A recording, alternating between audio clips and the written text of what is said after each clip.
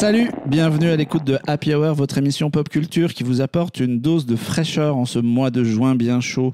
De la fraîcheur, il aurait pu en avoir ici à Annecy où nous enregistrons ce 97e numéro du podcast entre l'eau du lac et la profusion de glace. Mais la chaleur des festivaliers a pris le dessus et il fait absolument intenable. On va donc se servir des boissons fraîches et parler de l'édition 2025 du Festival international du film d'animation.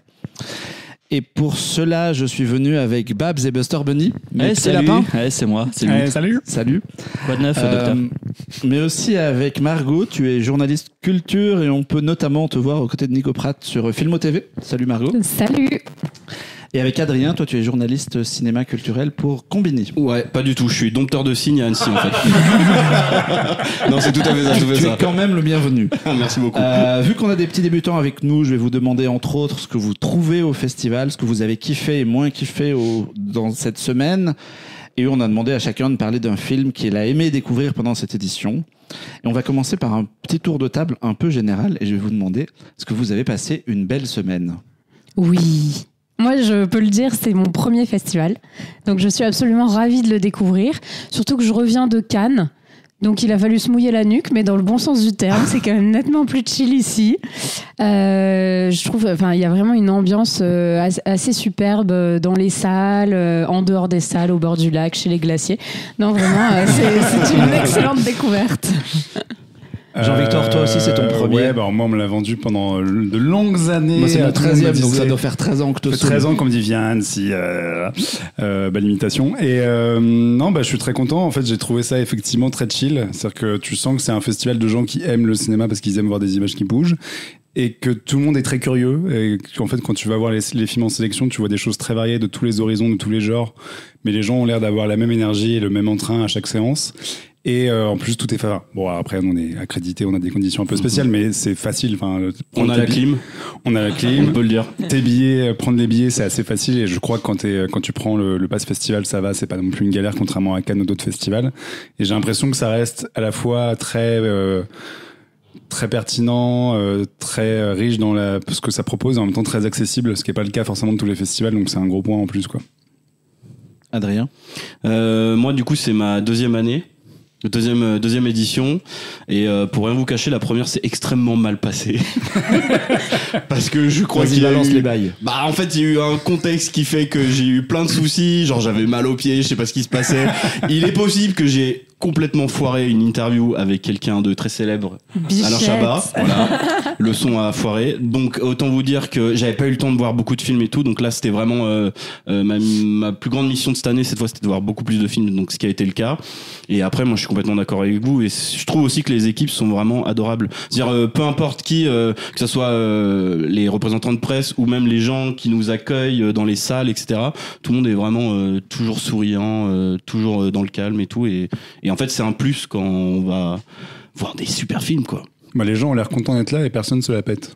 Ouais. C'est quand même Personne se la pète. Ça, c'est vraiment quelque chose de notable parce qu'en fait, on s'aperçoit qu'on peut croiser des gens qui sont des immenses stars dans leur domaine, qui marchent plutôt chill dans la rue et qui vont te dire bonjour, qui n'ont aucun problème avec les fans parce que il y a quand même des fans donc qui les reconnaissent. Vraiment, c'est assez impressionnant en fait de voir des gens qui si c'était dans le cinéma non animation seraient vraiment inaccessibles. En fait, ici sont très accessibles. D'ailleurs, on les voit souvent aux soirées en fait. Toutes les stars qui sont là, ils sont là pour boire des coups. Ce qui est en train de dire, ce qu'il a pas vu du film, il a juste bu des coups tous les soirs. Non mais le top 3 des meilleurs bars par Adrien, c'est parti. Alors il y a plusieurs aspects, mais c'est vrai que déjà moi je trouve que c'est un festival hyper bienveillant, hyper gentil, où tout le monde discute, tout le monde est à l'aise. Il y a beaucoup de jeunes aussi, beaucoup d'étudiants en animation. Il y en a vraiment énormément. Le public est hyper woke en fait, beaucoup plus que dans d'autres festivals. Ouais, où il y a un côté très inclusif, où tout le monde est un peu à l'aise ici, et ça fait plaisir. Puis il y a une diversité de contenu, mais c'est vrai que en fait les soirées, tu dis ça en plaisantant, mais il y a un côté Proximité. Il y a un côté proximité, il y a tu peux croiser des gens, aller leur parler, et je pense que les gens qui sont connus entre guillemets, qui font des films et compagnie, ils vont volontairement se mélanger là-bas parce que c'est l'occasion de découvrir des talents, de papoter d'animation avec des passionnés. Et moi, rien qu'en me baladant dans la rue, j'ai croisé Rebecca Sugar qui a été au panel Cartoon, à la présentation Cartoon Network. Celle qui a fait Steven Universe. Qui a fait Steven Universe et qui chillait avec des étudiants au bord d'un canal. J'ai croisé plusieurs fois Aurélien Prédal qui est cara designer sur Spider-Verse notamment, qui est là manifestement en vacances et qui vient vraiment pour rencontrer des gens et à la fois kiffer l'ambiance du lac et de manger des glaces et boire des coups en terrasse, et en même temps, en fait, c'est du networking à fond parce que derrière, tous ces gens sont là pour retaffer ensemble, s'échanger des contacts, avoir des projets ensemble, et c'est ça que je trouve qui fait une des grandes qualités d'Annecy, c'est ça, quoi. Est-ce que tu serais pas en train de dire que finalement le cinéma d'animation ce serait pas une grande et belle famille? Si. Voilà. Mais le cinéma tout court aussi, non. Ouais, mais elle est moins belle celle-là. Je voulais rajouter un petit truc, parce que j'aime bien. Déjà, l'ambiance des projets est quand même super. Mais je trouve ça trop mignon, vous savez, les mini courts-métrages d'étudiants qui présentent avant chaque séance, qui changent chaque jour. Et ça, c'est vraiment une marque de fabrique du festival, je trouve, qui rend hommage vraiment tous les étudiants qui peuvent venir profiter du festival. Pour expliquer un peu aux gens qui nous écoutent, le festival a deux habitudes. Il y a deux mini courts-métrages qui sont présentés avant chaque film. Un qui est tout le temps le même, et cette année, c'est le réalisateur de Ben Bockley, qui travaille pour Warner Bros, qui s'y est collé, et il a fait un truc complètement barré avec Bugs Bunny qui part un peu dans tous les sens. Moi, j'adore cette sorte de bande-annonce. Je la trouve hilarante. J'ai croisé dans la hyper rue, bien fait, en plus. j'ai croisé dans la rue des gens qui refaisaient le texte par cœur de Bugs Bunny, qui explique ce qu'il va faire et tout, et c'est vraiment super drôle. Mais on pourra la mettre en lien parce qu'ils l'ont mis sur YouTube. Ouais, et en plus de ça, le deuxième court-métrage, c'est toutes des écoles d'animation qui font des courts-métrages, et ils ont le choix entre faire un cours sur Annecy, le lac, le décor ou compagnie, ou sur le pays invité. C'est pour ça que ce qu'on a vu souvent, c'est des légendes hongroises et ce genre de choses. Voilà, ça c'était pour expliquer aux gens. Heureusement que tu l'expliques, parce que moi ça fait une semaine que j'ai pas compris. Ah ouais, d'accord. D'accord, ok, très et bien. on mettra le lien vers le cours Bugs Bunny parce que il s'est éclaté. Ben Et je crois d'ailleurs que même les trucs des gobelins, c'est les gobelins, il a fait Miss, je crois, c'est les deux écoles. Et en général, c'est mis en ligne françaises. C'est mis en ligne aussi sur YouTube.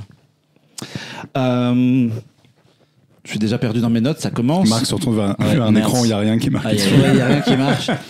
Alors qu'il fait 45 degrés. Du coup, vous qui avez fait tout un tas de festivals différents, où vous classeriez Annecy par rapport à, sans vouloir vraiment casser du sucre sur le dos des autres, mais tout en haut, moyen, en bas de votre pile de festival? J'en ai pas fait tant que ça en fait, donc je suis pas sûre d'être la plus à même de juger. Mais déjà, j'ai une théorie sur dès qu'il y a un lac quelque part, ça élève le game. Donc je dirais au moins dans le top 5. Ouais. J'en ai fait quelques-uns, dont certains avec des lacs. Et c'est vrai qu'il est un peu au-dessus du panier, mais je pense que c'est plus disons-le directement, quand on sort de Cannes, de la frénésie de Cannes et tout, c'est super, il y a des trucs de fou, hein, évidemment. Mais quand on sort de Cannes et qu'on arrive à Annecy, où c'est plus calme, où, comme tu le disais si bien, il y a plus de proximité autant avec les talents qu'avec le public, en fait, ça fait beaucoup de bien, quoi, je trouve. Il y a un truc plus apaisant ici. Et tu veux dire que humainement, c'est plus propre? J'osais pas le dire comme ça, mais allons-y. Mais c'est très bien dit, c'est très bien dit, c'est exactement ça. Non, et puis t'as pas ce côté classe sociale qui est un peu à Cannes, quoi. Ah à Cannes. Après Annecy, on va pas parler économie, mais je pense que c'est une ville qui est plutôt bien. Non, mais je veux dire financièrement. Non, mais dans les accrédités, voilà. À Cannes, il y a quand même une violence, je trouve, hiérarchique qui est très importante et qu'il n'y a pas ici. Et c'est vrai que Adrien a totalement raison. Ça fait du bien en fait de se retrouver là. Que tu sois juste étudiant, Clone Web ou Combini, on bouffe tous à la même enseigne, et puis en fait chacun. Alors que normalement Combini, il nous parle pas. Ouais, c'est clair, ils m'ont invité. Ils nous détestent, ouais. Moi, je vous rappelle, je suis dompteur de signes. Hein, je sais pas un petit point que je me permets de rajouter, des petites infos en off, mais je sais pas si ça veut dire grand-chose, je pose pas en tant qu'analyse, mais on m'a dit qu'à Cannes, le nombre de journalistes accrédités était en baisse, et une baisse assez importante. Alors qu'à Annecy, c'est l'inverse, ça fait que monter chaque année. Donc, tirez-en les conclusions que vous voulez, mais let's go Annecy. Donc, moins il y a de gens comme nous, mieux on se porte en réalité. Peut-être quelque chose comme ça, mais c'est pas moi qui l'ai dit. Moi, ce que j'aime aussi dans le festival, alors déjà pour répondre à ma propre question, ce que j'aime dans le festival, c'est que je trouve qu'il y a un bon équilibre entre les choses. Il y a un bon équilibre entre la programmation, il y a le côté festif aussi, il y a un côté, il y a vraiment un peu de tout. Et je pense par exemple niveau programmation, je pense toujours, je compare toujours avec l'Étrange Festival à Paris, où l'Étrange a une super prog. Mais niveau festivité, on se fait quand même pas mal chier, quoi. L'Étrange, c'est dans le forum des images, dans un centre commercial. Voilà, c'est dans un centre commercial, il n'y a pas de soirée après, il n'y a pas une vie autour du truc, alors que la programmation est géniale. Ouais. Ici, on a un bon équilibre, je trouve, entre un peu tout ça, et c'est vrai que c'est plutôt enthousiasmant. Et ça joue beaucoup, je pense qu'il y a la vie estudiantine qui joue beaucoup aussi, le fait qu'il y ait plein d'étudiants, vraiment, les salles sont blindées d'étudiants. Ouais, et qui viennent... de tous les horizons, en plus, toi, t'entends parler toutes les langues. Ça parle beaucoup anglais dans la rue, même souvent, tu te retrouves à parler anglais avec des gens qui sont complètement français, en fait. Mais ouais, il y a un bon équilibre. Est-ce que vous êtes allé voir, parce que c'est aussi ça, Annecy, c'est que c'est pas que des films. C'est aussi des conférences, c'est un grand marché du film avec plein de gens qui sont là pour faire du business et faire vivre différemment le monde de l'animation. Il y a moyen de voir des films en working progress. Est-ce que vous avez eu un peu l'occasion de vous balader un peu dans tout ça et qu'est-ce que vous avez apprécié ?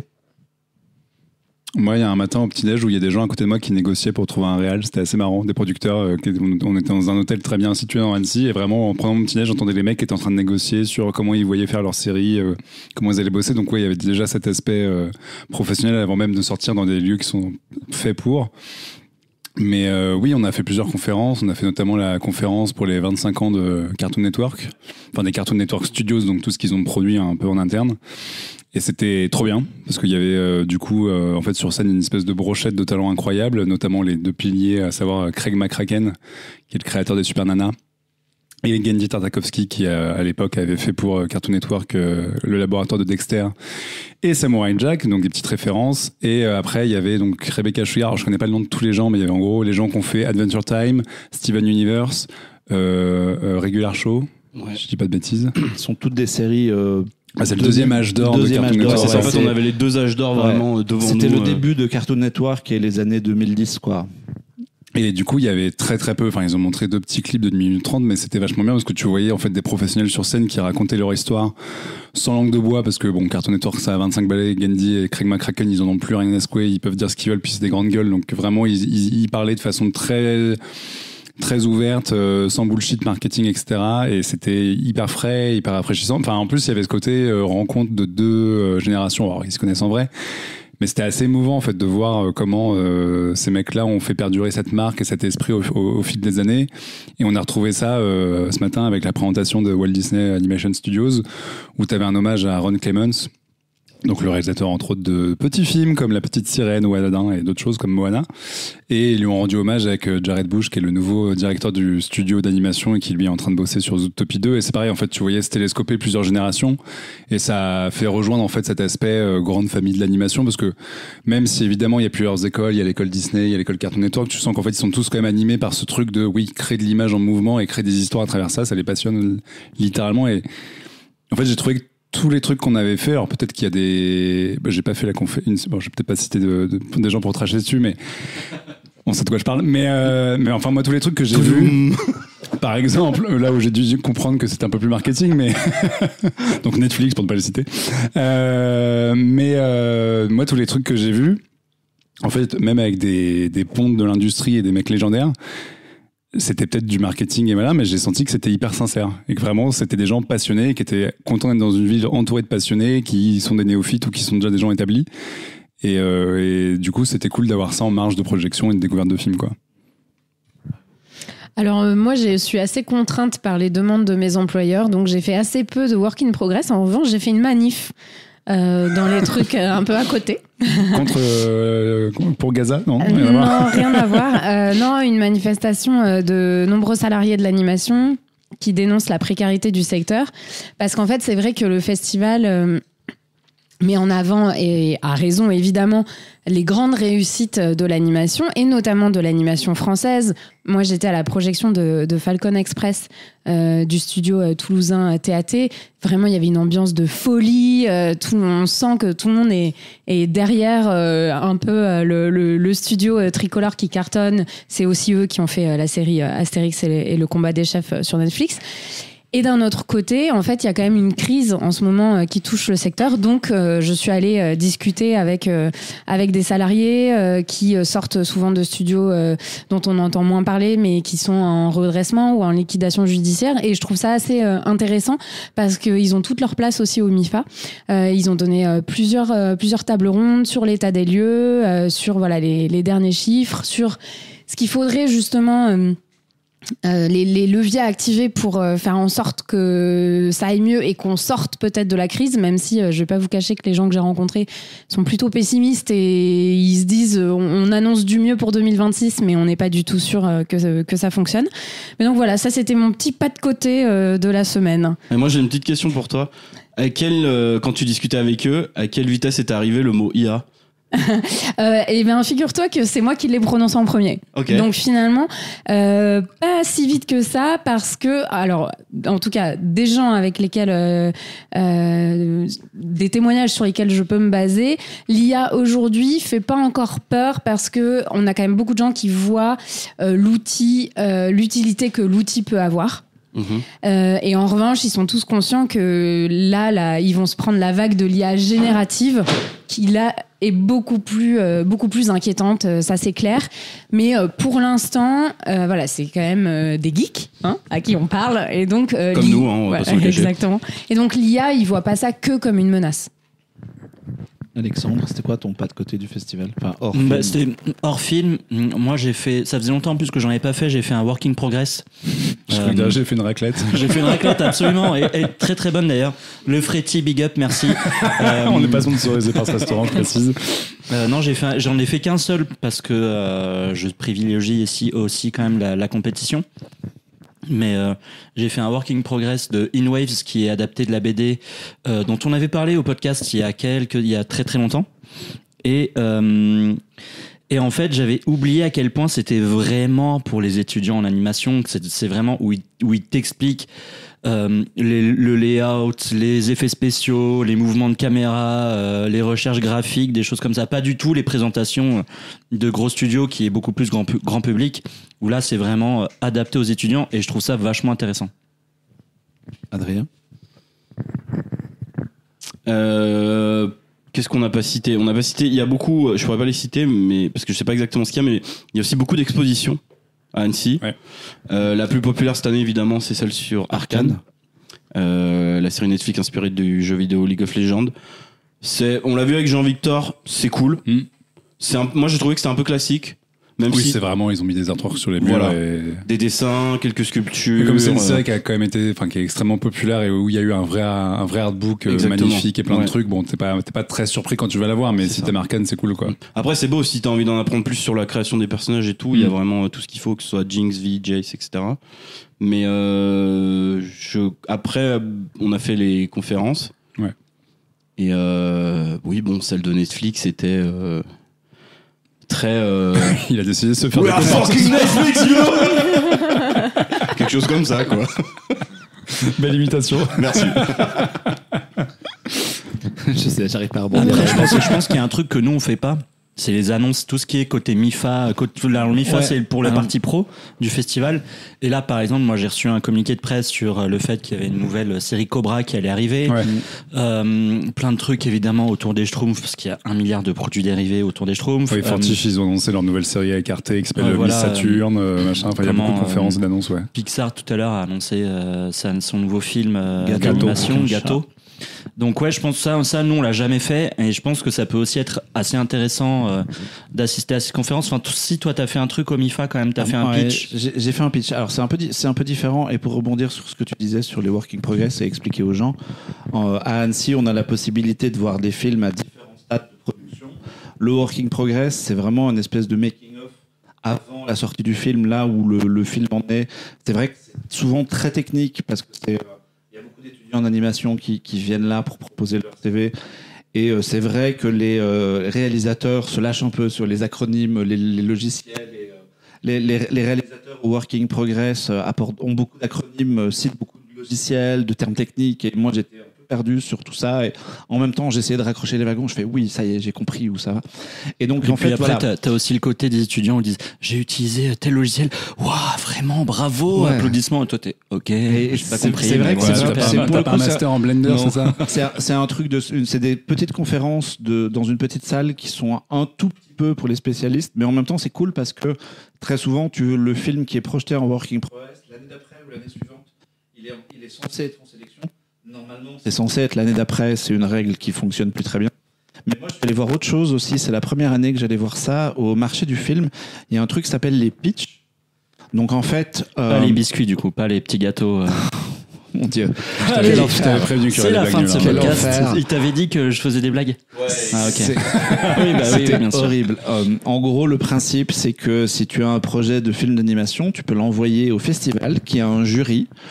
Alors, ils ont reçu plusieurs centaines de propositions. Ils en ont retenu 12, si je dis pas de bêtises. Parmi ces 12 propositions, l'équipe les gens qui ont l'idée, donc le réalisateur potentiel, le scénariste potentiel, viennent dans une salle qui est blindée de producteurs et de distributeurs en puissance. Et ils ont 10 minutes chronométrées pour pitcher leur film et dire voilà, moi j'ai ça à vendre, donnez-moi votre argent. Et il se trouve que le hasard de planning a fait que j'ai pu m'accéder à une de ces séances et aussi parce qu'il y a quelque chose que je voulais aller voir. Moi, j'ai assisté au pitch d'un film qui s'appelle Le Chevalier Englouti, qui est écrit par Fabien Vellman, qui est bien connu pour avoir fait la BD Seul et écrit quelques épisodes de Spirou. Et le chara-design et des carascoètes et Vellman et les carascoètes ensemble ont sorti une BD qui s'appelle Jolies Ténèbres qui est super. Et c'est la première fois que eux ils sortent du monde de la BD pour essayer de vendre un film d'animation qui est basé sur une légende bretonne d'un village englouti dans la baie de Douarnenez.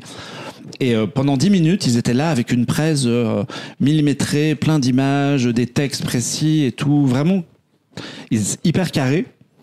Moi, j'ai trouvé ça. J'aime beaucoup leur travail, donc j'ai trouvé ça évidemment hyper alléchant. Mais c'était hyper intéressant de voir la manière d'être là, d'être hyper vendeur. Et il y avait un petit côté scolaire aussi, parce que tu avais un peu l'impression d'assister à des écoliers qui viennent faire un exposé devant leur maître en essayant de choper une bonne note. Et c'était super intéressant à suivre. Alors moi, du coup, là, maintenant, on espère que derrière, il y a des gens qui ont chopé le truc. Mais ces films-là, c'est vraiment le tout début. En fait, ils ont un scénario, ils ont une recherche graphique. Il se trouve que eux, ils ont de la chance puisqu'ils ont eu Benjamin Renner qui a fait notamment Migration et Le Grand Méchant Renard, qui leur a filé un coup de main, qui a fait des animatiques, donc des espèces de storyboard animés pour donner un peu une idée de l'ambiance.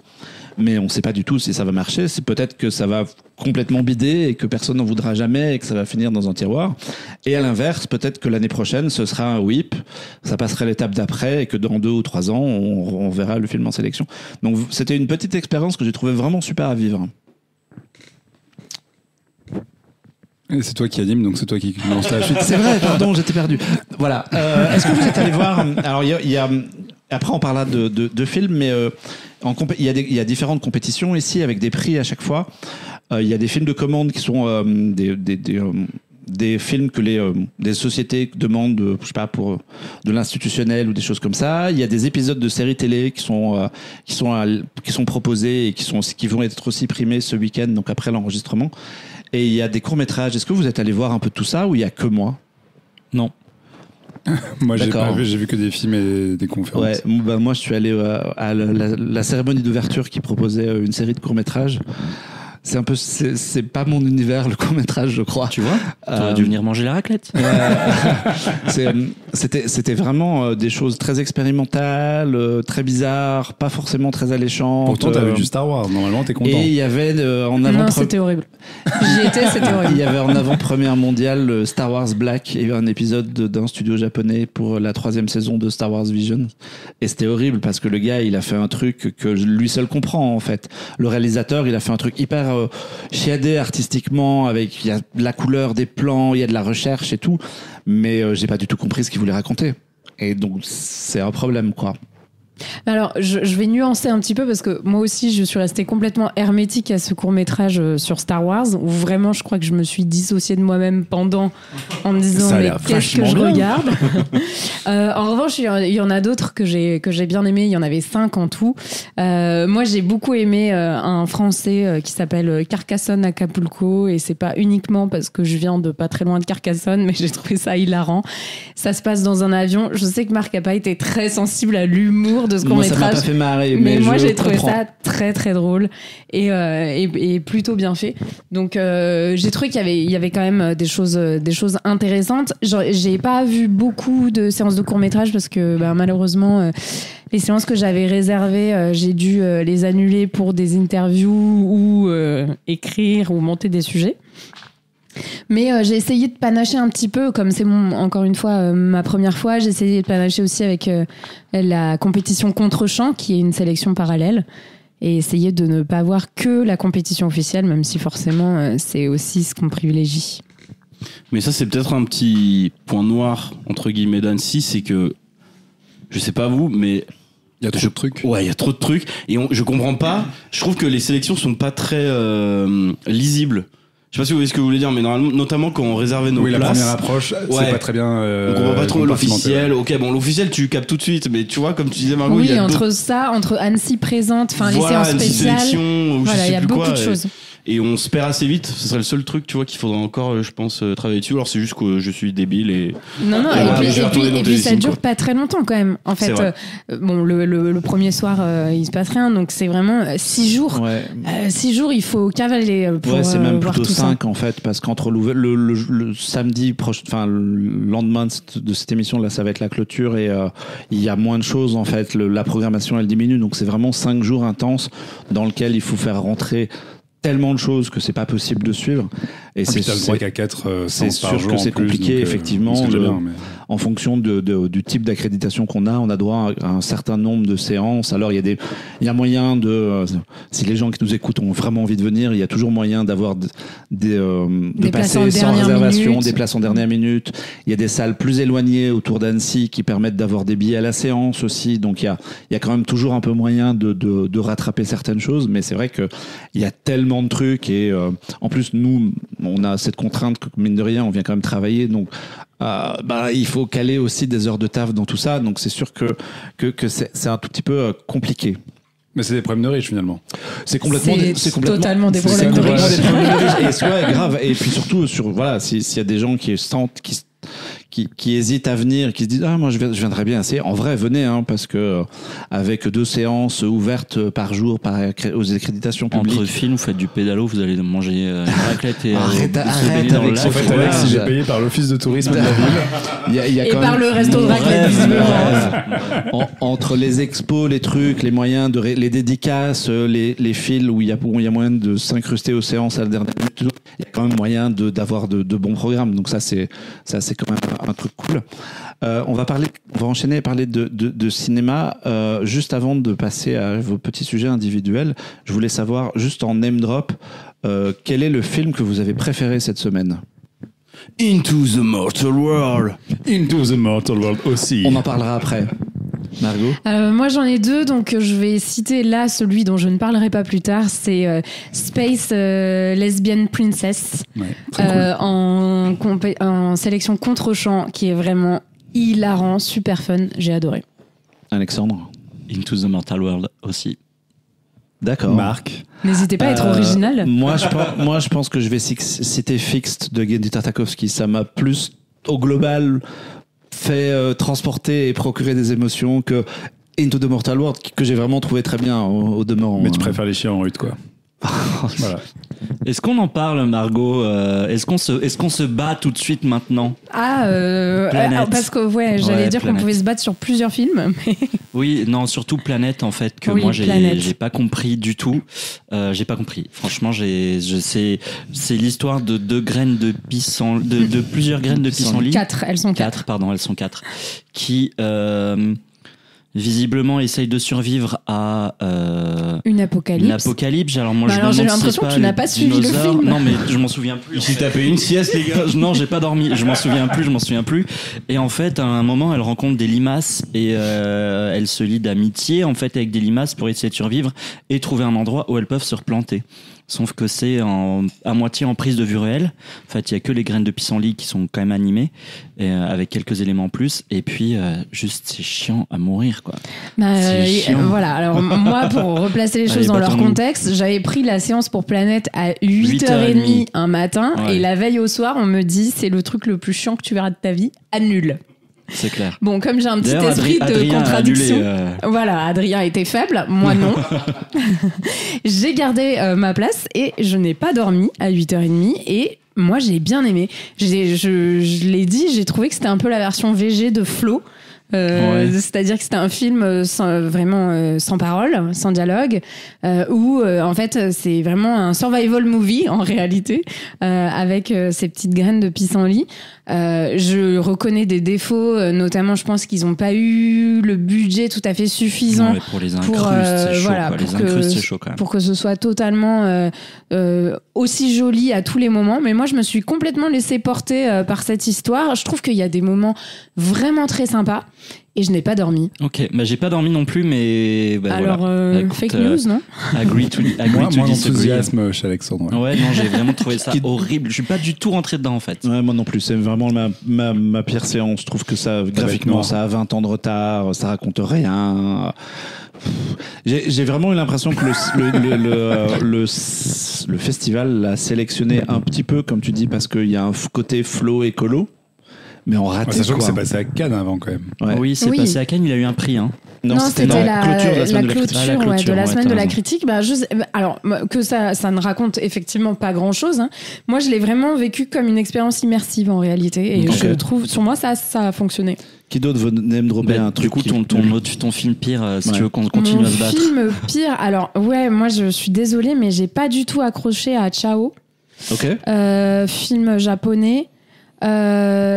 Parce qu'en fait, là pour le coup, ce qui m'a énormément dérangé, c'est l'histoire que je trouve. Je suis assez d'accord avec toi sur le alors, évidemment, il faut un peu de suspension de crédulité au début, puisque c'est une histoire d'amour entre un poisson sirène et un jeune homme. Mais en fait, surtout, moi, pour le coup, j'ai trouvé ça très ringard, daté sur le traitement des personnages féminins. C'est assez misogyne, ouais. Ouais, et en fait, j'ai vu coup sur coup quand même 2 films assez misogynes dans la même journée. C'était la journée de la misogynie, c'était trop pour moi. C'était quoi le deuxième? Et le deuxième, c'était Marcel Monsieur Pagnol, où je trouve, pareil, que les relations sentimentales de Marcel Pagnol sont vraiment montrées... de façon extrêmement ringarde, vraiment premier degré. Le personnage dit que le plus beau cadeau qu'une femme puisse faire à un homme, c'est de lui offrir un enfant.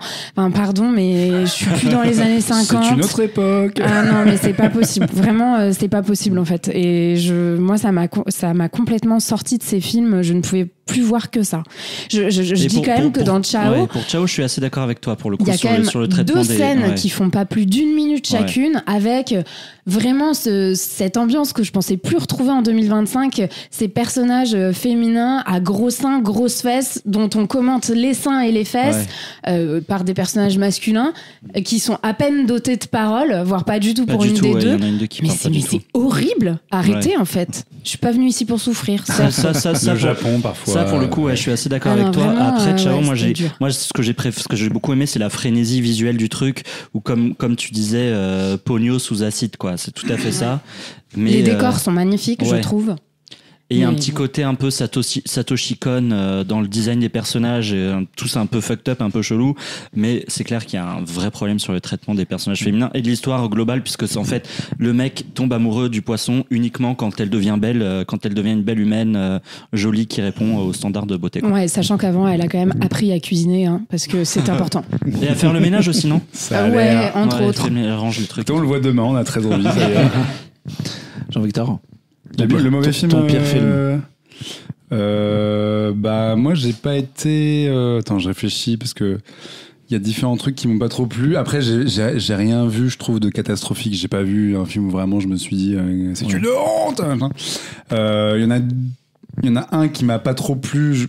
Il y a plein de choses que je trouve, mais je sais pas si tu m'en parles. C'est Arco. Ouais, je vais en parler après, donc on en reviendra dessus. Sinon il y a Uzenka. Non, laisse-le moi celui-là, je m'en occupe. Ok, bon bah voilà, non mais j'ai tout aimé, c'était super. Bah du coup, vas-y Adrien. Donc avec Jean-Victor, on est allé voir Uzenka. Le mec est salé direct. Je place le mood, qui est un film de la compétition officielle, un film japonais. Oui. Qui raconte l'histoire d'un ancien yakuza. Alors ça, je sais pas toi, Jean-Victor, mais c'est très bizarre. C'est très bizarre. Moi, je l'ai compris, mais genre au bout de 30 minutes du film. Mais c'est tout le principe du film. Donc de comprendre tard. Bah oui, je l'ai vu et je l'ai bien aimé, donc j'ai hâte. Ok, let's fight. Vas-y. Margot se bagarre avec tout le monde aujourd'hui. Margot est en gueule. Sur un ancien yakuza qui prend soin d'une mère et de son fils. Pourquoi ? Je vais pas le spoiler parce qu'on l'apprend plus ou moins à la fin. Et qui en gros gère ses affaires de yakuza tout en se découvrant une espèce de personnalité paternelle, aussi d'époux vis-à-vis de la mère. Et rien que de la raconter là, mais ça m'emmerde en fait. Non mais je trouve que Jean-Victor a un très bon point, c'est que quand on sachant que j'ai rien dit pour je me permets de le prendre en exemple, mais quand on voit un film d'animation, l'intérêt c'est quand même de se dire pourquoi c'est en animation. Ouais. Et là, à part une certaine partie, avant que tu m'enchaînes Margot, une certaine partie avec une fleur, j'en dis pas plus, qui effectivement justifie l'animation, franchement ça pourrait ressembler à n'importe quel drame familial lambda. Qui se passe au Japon. Et moi, il y a un truc qui m'agace, c'est que je trouve que le réalisateur fait durer ses plans de façon interminable, ce qui me rappelle les mauvais films de Kelly Richard. Et j'ai beaucoup de mal avec ça, même si j'aime beaucoup Kelly Richard au demeurant. Mais non, je me suis profondément ennuyé. Je trouve ça très prévisible dans sa construction narrative. Et il y a des moments, mais cringe. Non mais Margot, je te regarde, le je t'aime à la fin. Mais au secours. Bah voilà, il vient de spoiler le film en plus. Non mais attends, t'as pas kiffé cette petite fleur qui parle parce que tout l'intérêt est quand même dans cette fleur. Ça m'a fait rire, oui. Elle évidemment. est super sassy cette fleur, elle est complètement impertinente. Moi, elle m'a bien fait rigoler. À chaque fois, elle enchaîne le mec parce que globalement, c'est un mec qui fait des mauvais choix de vie. Hein. Et non, moi du coup, j'ai trouvé ça à la fois assez drôle et alors. Je peux pas dire que je sois totalement en désaccord avec cette impossibilité de répondre à la question pourquoi c'est en animation. Effectivement, là, je vous rejoins. Mais en revanche, moi, j'ai trouvé que justement, le fait que ça dure un petit peu, le fait qu'au début, on comprenne pas, en fait, ce qu'il lit, ses personnages, et même ce que lui fait dans la vie. Moi, j'essaie de voir les films sans rien avoir lu avant. Donc, pareil, au début, j'étais là, mais c'est pas possible, j'ai pas dormi, je comprends pas. Mais... Il était 8h30. Mais il était 9h. C'était le premier jour, 9h. Mais en réalité, c'est là que je trouve le film bien fait. C'est que les pièces du puzzle se mettent en place et c'est pas un film qui te laisse dans le brouillard jusqu'à la fin. Donc moi, je trouve ça plutôt bien construit et je trouve que le temps qui est pris permet justement que l'émotion naisse au bout d'un moment. Moi, ça m'a pas cringé. Parce que pour resituer pour les gens, en fait, tout le film est raconté. On démarre le film dans une cellule de prison avec un vieux monsieur qui est donc avec cette plante qui se met à lui parler. Et en gros, c'est une espèce il raconte sa vie, il revient sur sa vie. C'est une introspection sur tout son parcours et toute son existence. Ouais. Mais du coup, oui, tu refais le puzzle au fur et à mesure. Moi, ce qui m'a dérangé, c'est que du coup, ça commence vraiment comme un drame familial où tu vois ce type qui rencontre cette femme avec cet enfant, qui les prend sous son aile, etc. Et qu'en fait, très vite, tu pars dans ce truc de Yakuza et tu commences à suivre son parcours de Yakuza, sachant que c'est un traitement un peu naturaliste, assez lent, il y a pas de scène d'action, il y a pas de truc, c'est quand même très banal dans ce que ça démontre, mais volontairement. Et en fait, moi, autant la partie drama m'intéressait, mais bon, après, on va me dire, c'est un peu l'enjeu du film, mais le film se concentre plus sur la partie Yakuza et ça enchaîne les poncifs de films de Yakuza à la con, mais sans avoir de folie parce que c'est très plan-plan. Et t'es en mode, j'aimerais bien voir le reste. Et en fait, je trouve qu'il y a 2 films en un, mais qu'ils n'arrivent pas trop à s'accorder et que du coup, quand à la fin, ça retombe sur ses pattes en faisant vraiment le lien entre les deux. Moi, j'ai bien aimé le côté, on va juste vous montrer le spleen du Yakuza, quoi. Ouais. C'est l'enjeu, mais moi, je l'ai pas ressenti. Et émotionnellement, ça m'a pas pris du tout, quoi. Bon, on va parler de choses positives alors. Ah, voilà. On a défoncé un beau film qui n'avait rien demandé. Non, mais si je peux t'en citer un que j'ai pas trouvé bien, mais on l'a traité en vidéo, c'est Animal Farm de Andy Serkis. Ouais. Qui est un film à problème, et ça se voit, quoi. Du coup, on renvoie les gens vers nos réseaux sociaux. On a fait une petite vidéo dessus. Regarder la vidéo. Et on mettra des liens vers tous les films qu'on cite pour que. Parce que tout ne sort pas forcément en salle. Vous n'allez pas les voir, du coup, visiblement. Comme ça, vous saurez quoi voir et ne pas quoi voir. Je vous ai demandé à chacun de venir avec un film que vous avez aimé. Alors, pas c'est forcément votre préféré, mais vous allez peut-être me le dire. Et on va commencer avec toi, Margot, si tu veux bien nous parler de Amélie et la métaphysique des tubes. Oui, et je crois que je vais un peu moins me fighter avec certains d'entre vous sur celui-là. Oui. Enfin, j'espère. C'est un film... Alors, en réalité, je triche un peu parce que j'avoue, je l'avais vu avant d'arriver. Okay. Mais ça compte, hein. Mais ça compte, ouais. C'était un film qui était à Cannes aussi, non ? Oui, tout à fait, ouais. Qui était à Cannes. Et c'est un film qui me faisait un petit peu peur sur le papier. C'est donc évidemment l'adaptation du roman très autobiographique d'Amélie Nothomb, adaptation signée de Maëlys Valade et Liane Chohan. Et en fait, je me suis dit, waouh, compliqué d'adapter ce livre qui est quand même très très abstrait, qui est basé sur les souvenirs, entre guillemets, parce que c'est les souvenirs des toutes premières années de la vie d'Amélie Nothomb, donc on se doute bien qu'il y a quand même une grosse part de fictionnalisation derrière. Et en fait, je trouve qu'ils s'en sont super bien sortis parce qu'ils ont adopté...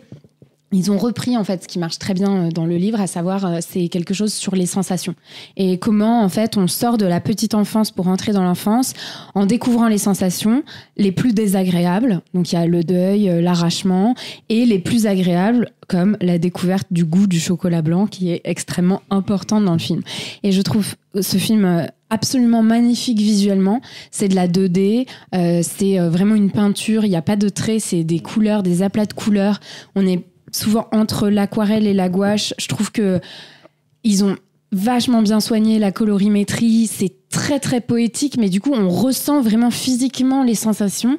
Donc l'enfance d'Amélie Nothomb, ça se passe au Japon, mais elle est belge, et ça c'est très important dans le film. C'est le moment où en fait elle va s'apercevoir qu'elle est pas japonaise, et je trouve que ce qu'ils ont aussi très bien fait, c'est qu'ils se sont pas laissés dévorer par les influences de japonaises qu'on peut avoir, et donc notamment Miyazaki. Ils ont pas du tout essayé de reproduire ce style-là. Il y a des allusions, il y a des hommages, et c'est très bien géré, notamment je trouve dans la description des plantes qui poussent, de la nature, de la vie qui naît, mais en même temps vraiment ils ont leur propre style. Moi je trouve ça très très intelligent. Je me suis laissée complètement cueillir, j'avais envie de vivre dans le film en réalité, et je trouve que c'est génial. Et on parlait tout à l'heure de l'intérêt de faire de l'animation, et là je me dis ce film n'aurait jamais pu être autre chose qu'un film d'animation, et c'est pour ça que je le trouve très réussi. Ouais, moi je suis vachement d'accord aussi, j'ai vachement aimé. Ça fait partie vraiment de du haut de ma pile des films d'Annecy de cette année. J'ai trouvé ça assez super. Alors moi je connais pas du tout l'histoire, enfin je connaissais les grandes lignes. T'avais lu le livre du coup ? Oui, il y a très longtemps. Okay. Comme l'éco-réalisateur, il y a fort longtemps. Moi, je connaissais pas du tout. Enfin, je connais les grandes lignes de la vie d'Amélie Nothomb. Je sais qu'elle est complètement dingue du Japon, justement, parce qu'elle y a grandi. Et d'ailleurs, pour l'anecdote, je la croise souvent à Paris dans un restaurant japonais. On a une adresse en commun où on va manger parfois. Et la prochaine fois, j'irai lui dire que c'était super. Ouais, c'est très très beau visuellement. C'est la couleur, la lumière, tout ce que tu disais. Je suis complètement d'accord avec tout ça. Moi, il y a un élément en plus. Alors c'est plus du perso évidemment, mais moi j'ai pas d'enfant et du coup j'ai pas trop la partie parentale. Ça m'a pas trop parlé, voilà. Mais par contre, le personnage de la nounou, elle dit des choses qui sont très dans lesquels je me suis retrouvé en tant qu'oncle. En fait, j'ai pensé à mes neveux et je me suis dit ouais, il y a un truc. Elle dit notamment qu'il faut leur parler comme des adultes et ce genre de choses. Et je me suis retrouvé vachement là-dedans. Ça m'a fait penser à mon petit neveu et je me suis dit ouais. Et ça m'a touché en fait parce que je trouve qu'il y a une justesse dans le propos à ce niveau-là qui est vraiment très belle. Et ouais, moi j'ai vachement aimé aussi. Ouais. Ben ouais, non, je suis assez d'accord avec toi. Je trouve qu'il y a quand même un petit ventre mou, un moment où il faut que ça redémarre un peu. Mais pareil, moi j'étais assez touché par le côté parentalité, même s'il y a ce côté un peu cringe où en plus c'est le deuxième film que je voyais dans la journée sur ça, où juste les parents ne font pas gaffe à leurs enfants et du coup elle a failli mourir 2 fois parce que les parents ne font pas attention à leurs enfants. Mais c'est très beau visuellement et comme tu disais, en fait non, c'est même le contraire, c'est pas du tout Japanimation, c'est même très franco-belge. Moi, ça m'a fait penser à Calamity Jane de Rémi Chaillet. Ils avaient travaillé dessus. Maëlys Valade, elle a travaillé dessus. Ouais. Je me suis dit, est-ce que Rémi Chaillet a pas travaillé sur le film? Donc c'était l'inverse et ça m'étonne pas. Surtout dans le personnage de la nounou. Alors je sais plus comment elle s'appelle, mais je trouve qu'elle ressemble vraiment très très très fort à Calamity Jane. Et il y a vraiment ce côté, c'est très doux, très poétique, très mignon en même temps, un peu chelou, un peu, je pense que ça correspond quand même pas mal au personnage d'Amélie Nothomb. Et voilà. Et par rapport au livre, est-ce que ça se rapproche un peu? Le livre, il est linéaire finalement ou pas trop de ce que tu t'en souviens? C'est déjà de ce que je m'en souviens. En fait, justement, je trouve que c'est un livre qui est plus un patchwork des sensations qu'elle pense avoir eu à ce moment-là.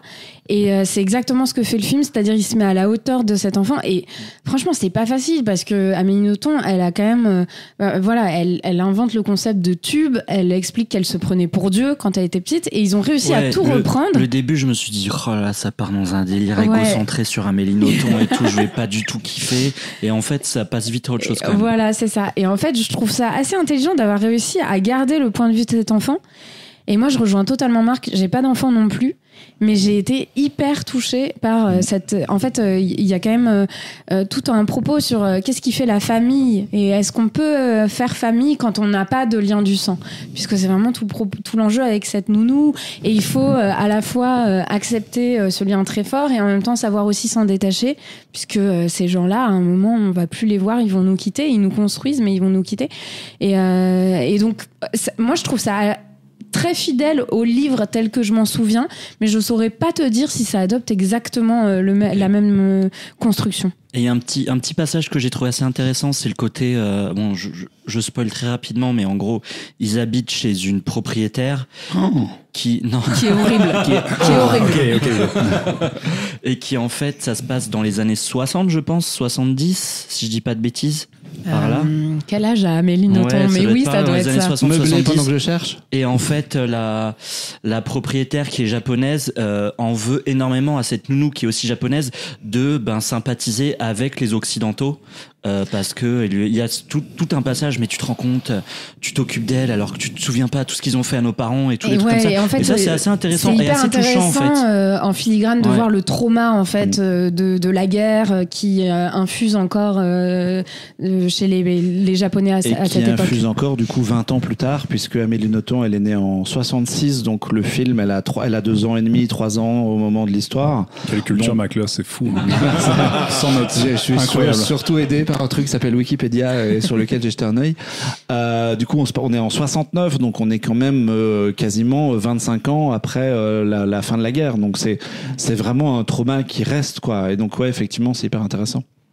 Moi, je veux qu'on se dise tout, donc je veux savoir, est-ce que ça vous a ému jusqu'aux larmes ou pas? Ça m'a pas ému jusque-là, mais c'était quand même pas loin. Et après, il y a ce côté parentalité où moi, dès que ça parle parentalité, je chiale, donc voilà. Mais quand tu vas revoir Happy Feet, ça va être un carnage. Exactement.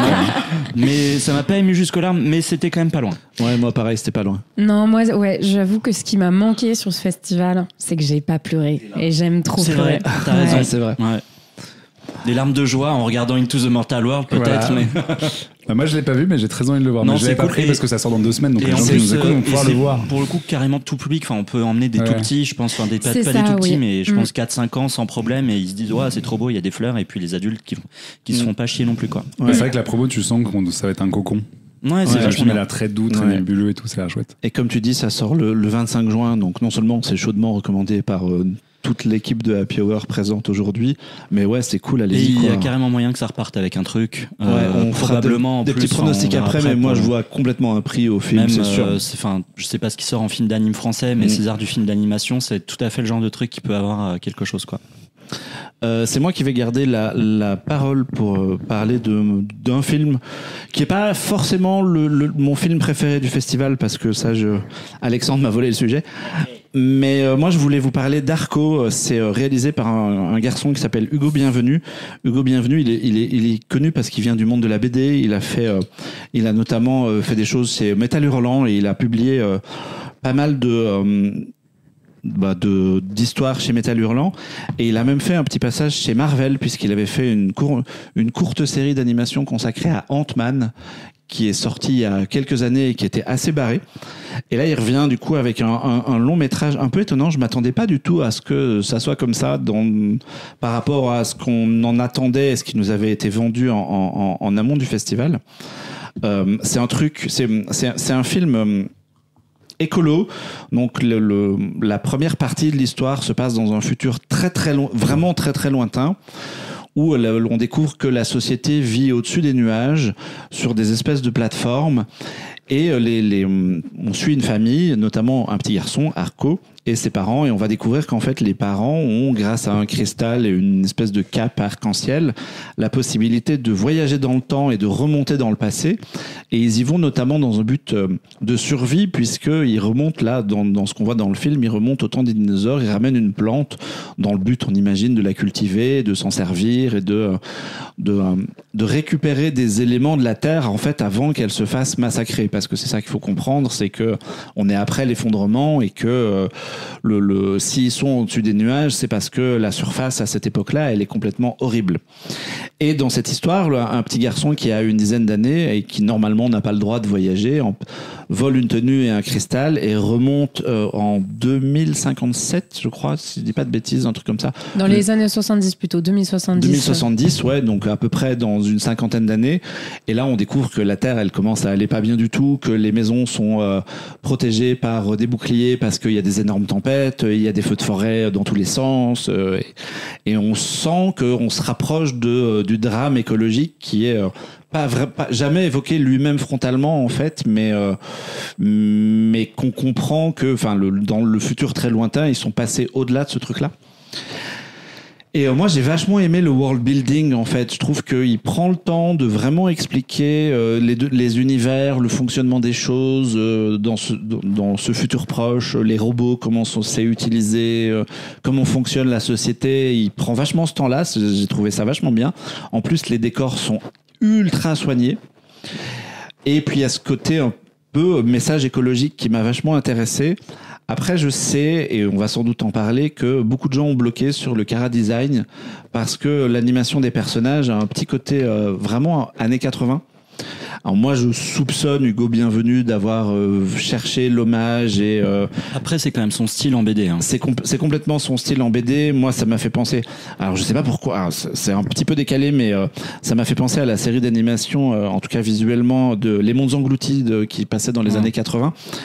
Et ça m'a fait penser aussi au Maître du Temps, le film d'animation de Relais Lalou qui doit dater de 84 si je dis pas de bêtises, et on est vraiment dans une espèce d'animation à l'ancienne comme ça des personnages, et en même temps qui a dû lui servir comme économie de moyens, parce que c'est vrai que les personnages sont pas très très bien, pas animés de manière complexe, quoi. L'ensemble est un peu en plus sage. Je crois qu'on est sur du 12 images par seconde, ouais, ou et pas 24 en tout cas, ça c'est sûr. Du coup il y a un espèce de contraste un peu étrange entre les décors hyper chiadés, cette animation peut-être un peu trop simple, et puis finalement autant l'univers est hyper intéressant, et moi j'adorerais y revenir s'il y avait d'autres BD qui seraient faites dessus et d'autres histoires qui allaient dessus, et en même temps je trouve que les péripéties finalement c'est juste le garçon il veut juste rentrer à son époque en fait. Et je trouve ça un tout petit peu sage, mais en même temps, voilà, c'est un jeune réalisateur qui démarre, c'est quelque chose de nouveau, il y a un propos, il y a une idée, et moi j'ai trouvé ça vachement intéressant. Et je sais qu'il y a plein de gens qui sont pas d'accord. Jean-Victor, par exemple, te regarde. Ah, tout de suite, c'est moi qu'on appelle. Oui, tu l'as un peu anticipé dans ta présentation du film. Moi, le problème principal que j'ai avec, c'est que j'ai trouvé ça en fait très vieillot dans la façon dont c'est animé, enfin dans l'esthétique globale du film. Je trouve qu'il y a un truc très désuet. Alors, je comprends tout à fait que ce soit la logique de faire un truc avec une esthétique un peu années 80, etc. Mais aussi bien dans les designs, en fait, tu vois un futur, mais tel qu'on le voyait il y a des années. Donc, en fait, il est un peu, enfin, t'y crois pas trop. Il est un peu cheap. Que dans même la narration, je trouve que le film il a un peu un côté un peu cucul après ligne parce que il prend tout de face, sans recul, sans nuance. Et en fait, globalement, je trouvais qu'il y avait plein de bonnes idées au fur et à mesure du film. Il y a une façon de montrer le futur où la technologie permet à l'humanité de lutter comme elle peut face au réchauffement climatique qui est clairement en train de la dépasser, mais en mettant des dômes, des champs de force et avec des robots maintenant qui sont partout pour nous aider, etc. Enfin, il y a des idées de montrer un peu le futur de façon réaliste que je trouve plutôt intéressante. Et puis il y a aussi la logique de pas tout dramatiser. Typiquement, on voit un futur où il y a des robots assistants dans tous les sens. Et c'est rare en fait de voir des gens, surtout en ce moment avec l'explosion de l'IA, de voir des robots traités de façon positive. Et là, typiquement, ils ont un assistant dans la famille qui est un robot. Et en fait, la gamine a une vraie relation avec lui et le traite un peu d'égal à égal. Et c'est assez marrant de voir ça dans de la SF. Et c'est plutôt bien écrit. Mais à côté de ça, en fait, il y a l'aspect global du film. Où, en plus, je trouve qu'il y a des moments où esthétiquement, c'est vraiment foireux. Enfin, leur espèce de combi arc-en-ciel et tout, c'est kitsch à crever. Et parfois, à l'écran, c'est un peu malheureux. Mais ouais, je trouve que le film il est coincé dans les années 80 et que du coup, malgré ses bonnes intentions et malgré les bonnes idées qu'il a, son traitement fond et enfin, je pense qu'il y a plein de gens qui vont bloquer dessus. Alors, je sais qu'à côté de ça, il y a plein de gens qui trouvent ça super et que c'est le film préféré de plein de gens à ce festival. Mais sans vouloir faire de guerre de génération machin, je trouve qu'aujourd'hui, quand tu vois un peu les capacités de l'animation, son hybridation et ce qu'elle permet de plus en plus, voir un truc aussi old school, bah quelque part, chez moi, j'ai un peu du mal, quoi. Il y a quelqu'un sur Letterboxd qui a dit ça m'a beaucoup fait. Le côté SF France Inter m'a trigger. Ouais, mais c'est ça, quoi. Alors, comme je travaille pour France Inter, je me suis sentie assez attaquée. Mais je vois très bien ce qu'il veut dire. Mais moi, je trouve, pour défendre le film, je suis assez d'accord sur l'esthétique et tout ça, mais pour défendre le film, enfin pour moi, il y a des vrais... On parlait de larmes tout à l'heure. Je pense que c'est Arco qui m'a emmené le plus proche du moment où j'étais vraiment très émue, grâce justement à ce personnage de robot. Mickey, je veux pas spoiler, mais il y a vraiment un moment où en fait... Alors c'est un poncif de la SF, mais... Quand c'est bien fait, c'est moi ça m'émeut souvent. C'est le moment où on brouille complètement la frontière entre la machine et l'être humain, et où en fait il se met à, je le dis voilà très vite, à dessiner en fait toute sa vie avec cette famille parce que il sent la fin arriver et il faut graver la mémoire. Et là il y a vraiment quelque chose dans sa relation justement avec la petite fille qui je trouve est très réussie. Il y a des personnages secondaires, 3 frères un peu ils sont censés être méchants, la Team Rocket, Total Spies au masculin, un Power peu Rangers, un peu barré, très drôle. Oui, c'est vraiment très drôle. Moi, ça m'a fait hurler de rire. T'as pas Vincent McCain qui fait une voix pour les Vincent McCain, c'est William Legbill et le troisième, je sais plus, mais alors vraiment, ils sont excellents. Et en fait, c'est génial parce que c'est aussi un film qui assume qu'il n'y a pas vraiment de méchants en réalité dedans. Même eux qui poursuivent en fait le petit garçon, on comprend au bout d'un moment pourquoi, et c'est pas que dans des intentions mauvaises. Donc moi, ça m'a plutôt conquise avec justement le soin apporté à ces personnages secondaires. Et d'un autre côté, il y a aussi un personnage secondaire totalement sacrifié. Inutile en plus, tu pourrais l'enlever du récit, je pense que ça marcherait très très bien. Qui vraiment ça apparaît 30 secondes au début, 30 secondes à la fin. Et là, je me suis dit, non, on aurait pu faire mieux pour ce pauvre Clifford, je crois qu'elle s'appelle. Oui, exactement. En plus, il a un prénom pas facile. Ouais, c'est vrai, j'avoue. C'est le futur, ça, c'est pas en couille. Non, ouais, moi je suis assez d'accord avec vous. J'aime bien l'histoire. Il y a des choses intéressantes dans le film, mais moi j'ai été quand même assez rebuté visuellement. En fait, moi j'ai eu l'impression de voir la représentation du futur comme on se le représentait dans les années 80, où on a des voitures toutes rondes mais qui continuent de rouler. On a des robots et en fait c'est juste pas. Enfin, c'est hyper has-been quoi. C'est vrai. J'ai trouvé ça assez has-been. Et puis Il y a plein de trucs, enfin tu vois, le côté combi arc-en-ciel, ok, mais pourquoi arc-en-ciel? À quel moment c'est important que ce soit un arc-en-ciel? Je me suis dit peut-être qu'il va y avoir un petit message queer après, un truc un peu plus intéressant, et en fait pas du tout, c'est même pas un sujet, donc j'aime bien. Mais et encore une fois, c'est encore un film avec des parents qui s'en battent les couilles de leurs enfants. Donc putain. Mais attends, pardon, mais les parents parfaits, ça fait pas des bonnes histoires, désolé. C'est vrai. Non, mais ouais, mais là quand même, c'est un peu chaud dans le film. Et, ça le trigger de plus en plus, c'est terrible. Et oui, ça aurait pas fait de film, remarque. Donc. Bah oui, faut arrêter de regarder les films comme une assistante sociale. Non, mais en plus, il y a un truc, moi, je trouve qui est assez gênant dans cette idée d'esthétique un peu old school, etc. C'est que tu vois les influences. C'est un de ces films, je trouve, qui a parfois un peu du mal à les digérer, notamment la musique. On a compris qu'il voulait du Joe Hisaishi, qu'il était sous perfusion. Mais par contre, Ghibli. pour le coup, moi, je trouve que la musique est très très très belle. Moi, j'ai vraiment vu le mec qui arrivait avec une pré-track de Joe Hisaishi qui fait la même chose. Et c'est tellement fait de façon littérale que t'es là. Alors, mec, je comprends que t'aimes Ghibli. Moi aussi, Miyazaki, c'est super.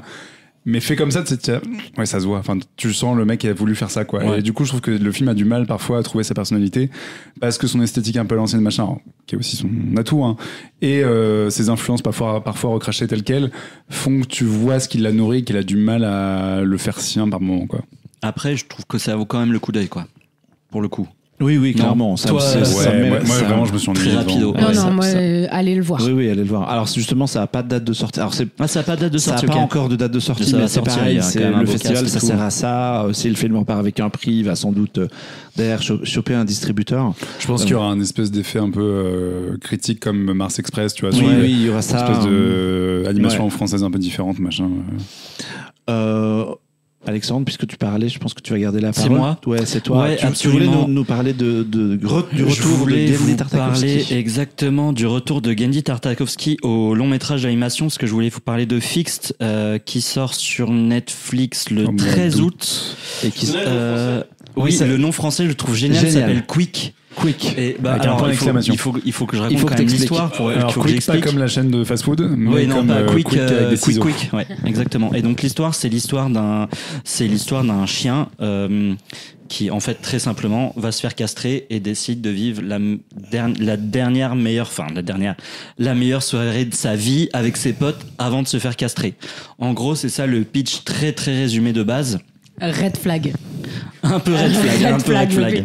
Mais c'est hilarant, c'est un espèce de Tom et Jerry. En fait, ça commence comme c'est de l'animation classique et ça commence comme comme les Tom et Jerry des années 50, des années 60 et tout, et où on voit un petit chien qui est pris par le grand-père très très mignon. On se dit oh, il est trop mignon ce petit chien et tout, et puis paf, on a un cut 3 ans plus tard et on voit le chien en train de ken la jambe de la grand-mère. C'est hyper graphique puisqu'il y a vraiment des plans sur le cul et sur les couilles des chiens constamment le long du film. C'est même plus que Borderline. C'est un film trash, hein, c'est hyper trash. C'est un film d'animation pour adultes, malgré son esthétique qui est encore une fois hyper à l'ancienne, quoi. Et moi j'ai trouvé ça hilarant. Et c'est en plus au-delà du côté un petit peu le chien qui va se faire castrer et tout, pour moi c'est un film de potes. Tartakovsky le vend comme ça. Ouais, c'est ça. Et lui, il s'est dit, lui, il nous a dit avant le film, il a dit, moi, je me suis inspiré de ma bande de potes et moi. Et c'est tout à fait ça. C'est un. Du coup, il a cancel sa bande de potes direct. C'est un film de potes, de mecs un peu cons à la Supergrave, comme tu m'as dit à la sortie du film. C'est un espèce de un mix entre Supergrave et Tom et Jerry, mais interdit aux moins de 18 ans. Et puis ça s'arrête pas, quoi. C'est vanne sur vanne sur vanne, ça s'enchaîne, c'est hilarant. Visuellement, c'est impeccable. En termes de réal, franchement, c'est juste hallucinant. Et puis il y a 1000 idées à la seconde. En fait, je pense qu'il a juste il a fait tout ce qu'il voulait. Il s'est dit, ok, on va faire les fontaines des casinos à Las Vegas avec du pipi dans une fourrière. Et ben, il y a pas de problème, on le fait, c'est bon. Trop bien, et c'est juste, on va faire une boîte de striptease avec des chiens, avec des chiennes, et puis après, c'est que des trucs comme ça. Méga red flag, mais tu le vends hyper bien. J'ai très envie de le voir. Des orgies entre chiens, des chiens qui sont non binaires, des trucs comme ça. C'est juste Frankie, le personnage de Frankie, génial. C'est absolument génial. génial. Et puis t'as justement un chien qui découvre ce personnage de Frankie qui est non binaire et qui en fait se rend compte que finalement il est peut-être pas hétéro. Et c'est juste absolument génial. Il y a 1000 idées à la seconde. En plus, c'est assez court, ça dure 1h20, 1h30. Et le début est un peu long à se mettre en place. Ouais, mais ça une fois raconte que un peu ça part l'histoire. la soirée, c'est vraiment mais bien. ça speed à mort. Enfin, j'ai trouvé, là, puis la salle était à 15 000, quoi. C'était vraiment absolument génial. Moi, ça m'a rendu hilar du début à la fin, quoi. Sachant que le projet est attendu depuis très longtemps. Oui, ça fait 10 ans qu'il essaie de le faire. Il est réalisé depuis longtemps, ça fait quelques années que le truc était dans un petit tiroir et Tartakovsky cherchait des sous et puis Warner a c'est dit Netflix qui a sauvé. Ouais. Netflix a dit bon finalement on le prend mais vraiment avec des gros warnings partout, c'est vraiment ultra sous la ceinture pour les à enfants. fond, je m'attendais pas du tout à ce que ça parle autant de cul, mais vraiment tout le temps depuis le début. Et pourtant le pitch est assez cul quand même. Mais là, vraiment mais il va super ça peut loin. être un peu mid, tu vois, pour les ados, et en fait non, il va c'est vraiment quand même super bien loin. grave. Sachant qu'esthétiquement, pour les gens qui nous écoutent, c'est Tartakovsky, donc le créateur du laboratoire de Dexter, et c'est un peu la même DA que le laboratoire de Dexter, mais avec des chiens. Oui, exactement. Et aussi, il y a plein de easter eggs, puisque je sais pas si vous avez vu, t'as le chien de la Belle et le Clochard qui sont en train de ken, avec une super vanne où ils disent, plutôt que de dire doggy style, ils disent human style, et ils font dessus ces super vannes. Tu vois, dans la fourrière, il y a le chien de la petite sirène, il y a plein de chiens plein de chiens de dessins animés connus, donc c'est mortel. Mais c'est marrant parce qu'il y a 4-5 ans maintenant, au début de Primal, la série de Tartakovsky avec des dinosaures, je l'avais eu en interview et je lui avais parlé de la violence de Primal parce que c'est hyper sanglant, hyper vénère, et en fait il m'a dit que lui il aimait aller à fond dans une direction et puis en changer complètement et aller à fond aussi, et qu'il avait vraiment un vrai besoin de sortir. Et là il sortait d'Hôtel Transylvanie, qui est une comédie vraiment pour les kids, voilà. Et du coup, il a eu envie de basculer complètement dans de l'action à fond, et donc il s'est lâché. Il a fait Primal et c'est vénère dans tous les sens. Et là, je pense que c'est sans doute un peu le même besoin, un peu. Il voulait faire un truc primaire, hyper drôle, de dire, hyper trash. c'est bon là, j'en ai marre de faire des comédies gentillettes. Laissez-moi me lâcher complètement et faire ce que je veux. Et il est vraiment allé à fond. Mais moi, j'avoue, il y a des petits moments où j'étais limite choqué. Hein. Ça me fait rire, mais il y a des moments où j'ai fait mais mec, tu vas comme c'est beaucoup là. Il y a quand même des moments où moi je me suis dit, il essaie de financer des films depuis super longtemps. Et là, il va tuer sa carrière. Il a essayé de faire Popeye, il a pas réussi à avoir le financement. Il y a quelques années, il est venu ici pour annoncer un film sur une histoire entre parents et enfants, et que ça se passait dans la tête de l'enfant, un truc qui avait l'air super mignon et tout, et il a pas réussi à le financer, ça s'est annulé. À mon avis, les parents ne s'occupent pas bien de leurs enfants. Oui, c'est ça, putain, c'est ça, on en revient. Et en fait, ça, tu te dis, en fait, ça a été financé, validé, et ça sort, mais comment c'est possible, quoi. C'est ça qui est génial, c'est que c'est un ovni. Enfin, tu vois, tu peux le rapprocher rapido de Sausage Party, encore, c'est nettement mieux que Sausage Party, je trouve. Mais c'est ça qui est génial, c'est que tu te dis, ce mec-là, avec ce pitch complètement absurde, et parce qu'il passe par de l'animation 2D, donc très traditionnelle, et puis voilà, c'est pas très impressionnant à l'écran quand, entre guillemets, quand tu fais des trucs un peu violents comme ça. Bah, il peut du coup se permettre toutes les excentricités, faire péter toutes les limites, et donc il fait un film qui parle ouvertement de cul, de drogue, de violence, de machin. Pauvre écureuil.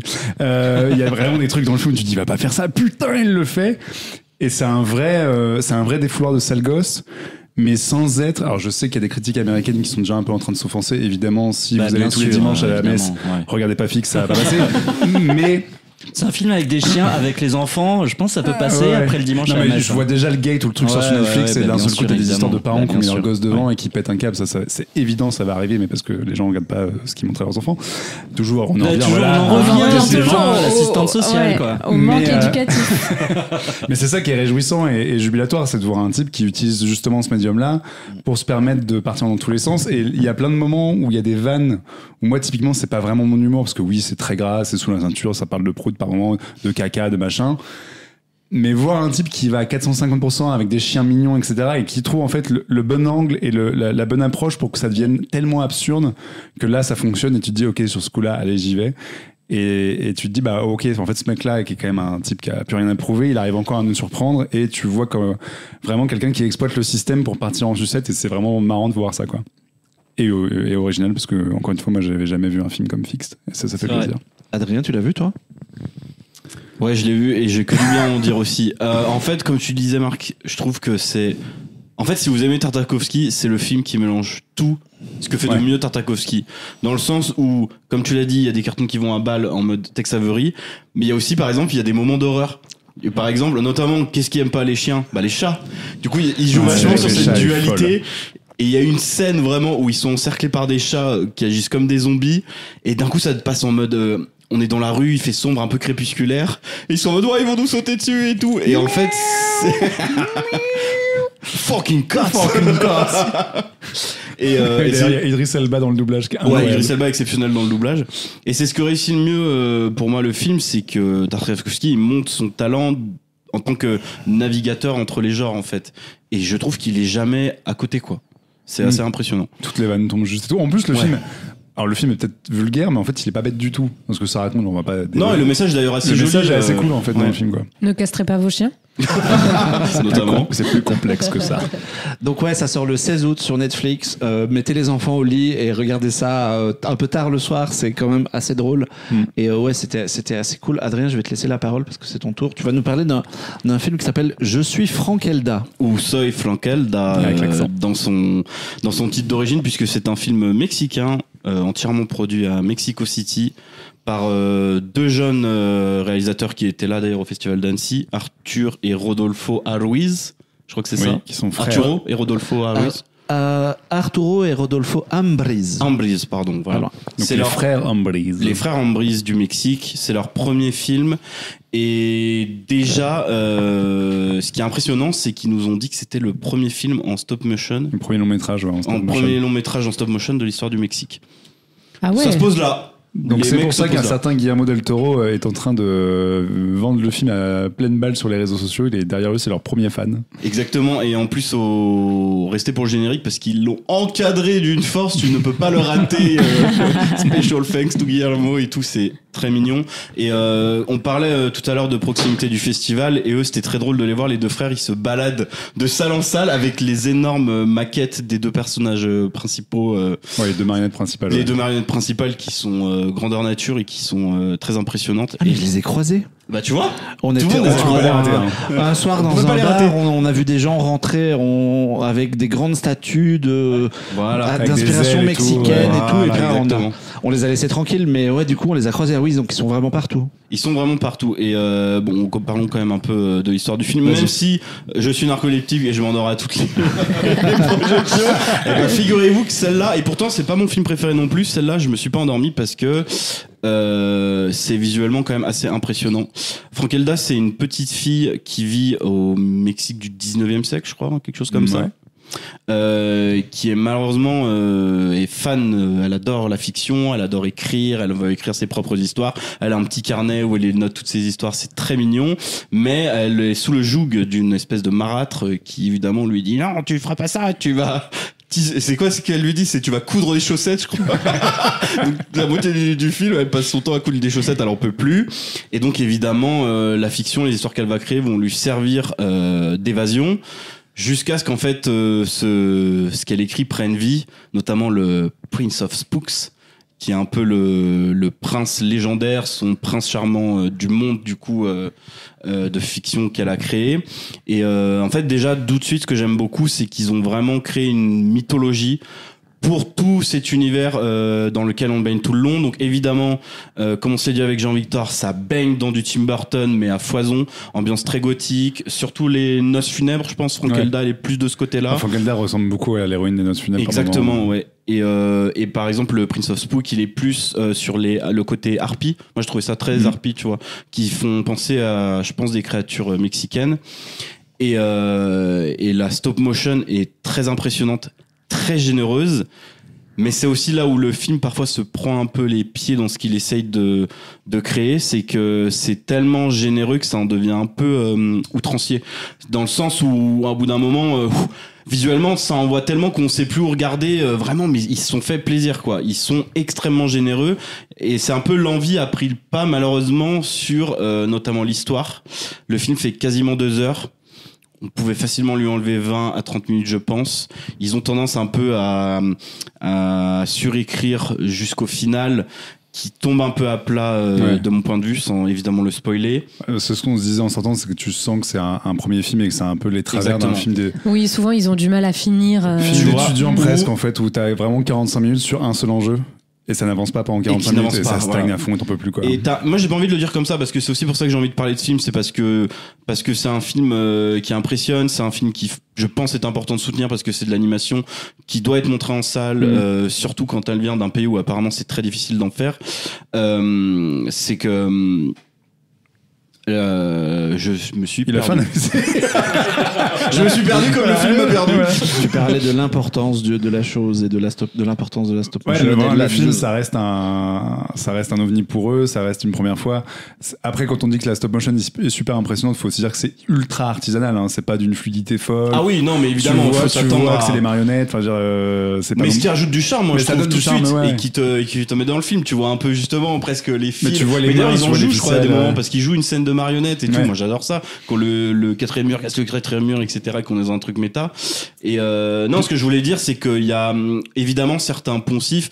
C'est très shakespearien, par exemple. Ouais. Parce que y a plus ou moins une histoire d'amour entre elle et le prince qui va la sauver, ou au contraire qu'elle va sauver, etc. Et dans une ambiance très mélancolique. Et en fait, j'ai essayé de prendre un peu du recul sur pourquoi le film m'a pas tant emporté que ça. Et c'est là où je pense que, comme tu disais, Jean-Victor, il y a un truc de premier film où il faut un peu plus lâcher la bride. C'est que, en fait, au final, je vous le décris comme quelque chose de très poétique. Et finalement, je trouve que ça manque un peu de poésie parce qu'ils surappuient un peu peu trop leurs effets. Ah, tout est explicité à fond. Voilà, exactement. En plus, c'est un film qui veut avoir un message parce qu'il y a le monde fantasmé donc de Frank Elda, la réalité, etc. Et c'est quelqu'un qui est malheureuse dans la vraie vie et qui s'échappe là-dedans dans son imaginaire. Donc forcément, ça parle de fiction, ça parle de cinéma, ça parle de plein de choses. Mais tout est un peu surexplicité, surappuyé. Vraiment, tu vois les mecs qui te font la tape sur l'épaule et qui te font un clin d'œil 3 fois. T'es là, j'ai compris les gars, calmez-vous. Mais c'est super. Enfin, sur les intentions, c'est nickel, quoi. Ouais, et puis t'as vraiment cette idée de Frank Elda de reprendre le contrôle de sa vie. En fait, en reprenant le contrôle de l'histoire qu'elle a créée, c'est vraiment reprendre justement le contrôle de sa vie, sortir de cette case où elle est enfermée. Ouais. C'est un très beau personnage féminin, j'ai trouvé pour le coup. Même si ils la rendent très comment dire, tu sais, elle est toujours un peu tu sais, dès qu'elle est en colère, elle est vraiment très en colère. Ouais. Et ils ont vachement joué là-dessus sur les émotions, ce qui est très drôle. Tu voulais dire chippy. Oui, exactement, je voulais dire chippy. Elle est un peu chippy. Et ce qui est pas pour me déplaire, je trouve que le personnage est très attachant.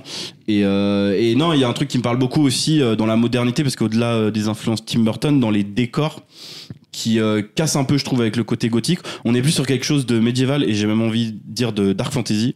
Ouais, bah Dark Crystal, ils en ont bouffé. On peut y aller, hein. Dark Crystal à fond. Même les jeux vidéo, ça fait beaucoup penser à du From Software, des Dark Souls comme ça. Et bizarrement, ce mélange un peu extraordinaire, mélancolique, gothique, fonctionne super bien. Je pense que certains vont trouver que c'est trop chargé visuellement. C'est vrai que c'est très chargé, mais bordel, il y a une telle générosité que franchement, foncez voir ce genre de film. Par exemple, le méchant, c'est un espèce de franchement, vous le vendez bien. Hein. Ouais, moi j'ai très envie de le voir. Le méchant, par exemple, c'est comme un centaure, sauf qu'au lieu d'avoir un corps de cheval, il a un corps de migale, mais avec un buste, avec une tête avec plein de yeux. Donc attention, si vous êtes arachnophobe, par contre. Il est pas bien, il est vraiment pas bien. Ça va durer 2 heures, donc c'est parti. Mais non, il y a vraiment des trucs de design complètement fous. Enfin, le film, vraiment, tu sens qu'ils se sont donnés aucune limite. Par exemple, il y a 3-4 scènes chantées de comédie musicale, un peu à la Disney, etc. Donc en fait, tu sens qu'ils se sont juste dit, on va faire un film et on va mettre tout ce qu'on a envie de faire, parce que si on en fait qu'un, ben voilà, on l'aura fait, quoi.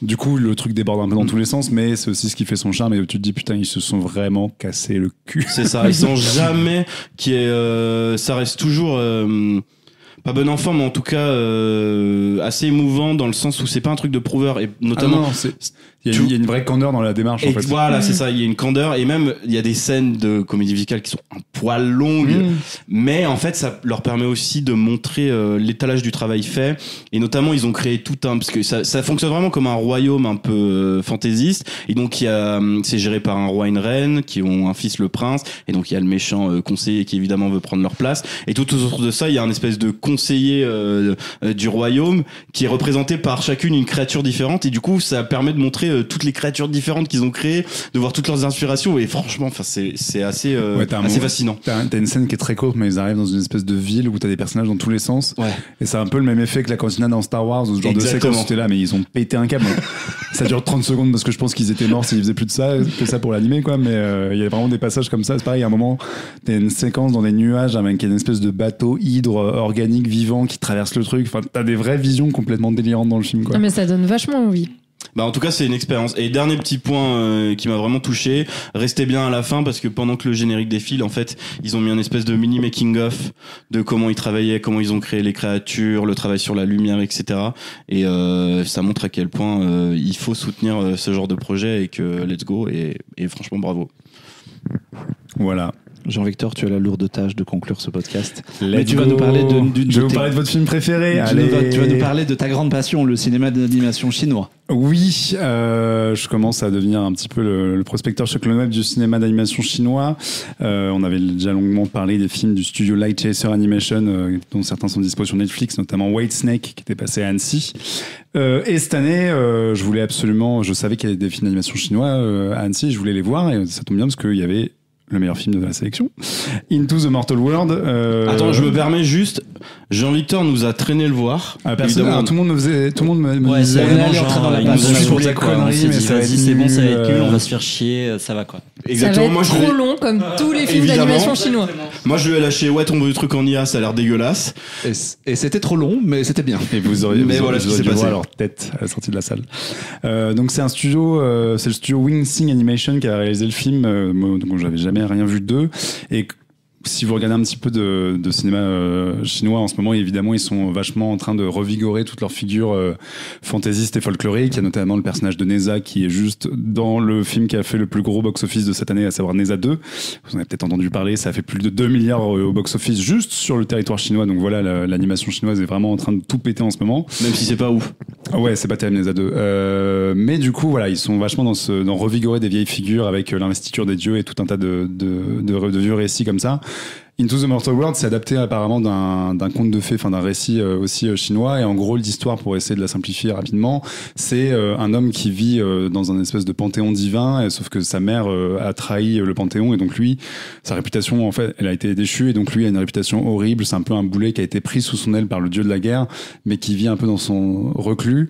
Et en fait, il essaye, son but, c'est de redorer son blason, et pour ça, il va devoir descendre sur Terre, donc dans le monde des vivants, enfin des mortels, les hommes, pour capturer une vingtaine de créatures mythologiques, fantaisistes, colossales. Un petit côté Hercule, en fait, finalement, sur le... C'est un mélange entre Hercule et les Pokémon, je dirais. mais oui, c'est ça l'idée. Et en descendant sur Terre, il va rencontrer une jeune femme qui, elle, est mortelle, mais est persuadée qu'en fait, elle a un destin divin et qu'elle mérite de monter là-haut. Et donc, c'est ce duo un petit peu improbable et dysfonctionnel qui va s'allier pour essayer de résoudre tous leurs problèmes. C'est une grosse folie, ce film. Moi, en fait, j'y retrouve tout ce que j'aime dans le cinéma chinois d'animation. Enfin, déjà, dans le cinéma chinois fantastique, c'est que t'as vraiment l'impression que ils ont pris la succession de Choi Ark quand ils faisaient Les Guerriers de la Montagne Magique, Zoo, et ce genre de film, ou Détective D même. Et que maintenant, avec les possibilités de l'animation, ils peuvent faire absolument n'importe quoi.